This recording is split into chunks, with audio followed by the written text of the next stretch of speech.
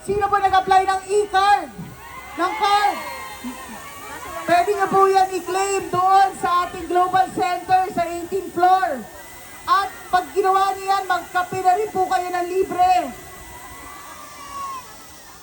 Bago kayo bumalik sa Hong Kong, meron din po tayo mga OFW lounges sa Terminal 1 and 3.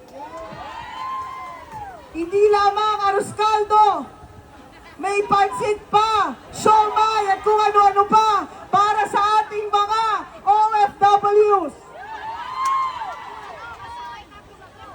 Sa mga hindi po nakakakilala, ako po si TY, ang bagong administrator ng OWA at ang direktiba ng aking boss na si Sec Hans Kakdak.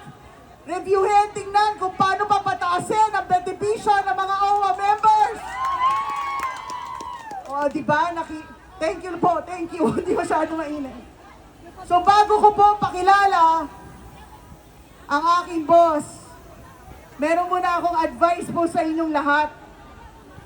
Sino po may mga jowa? Ha? Ang dami may jowa.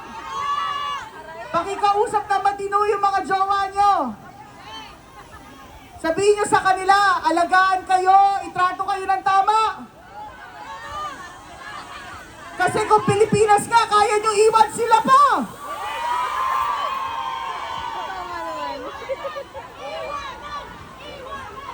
Kaya ang uli kong tanong, OWA o jowa? Ang OWA, hindi kayo iiwan kahit kailan. Maraming salamat po.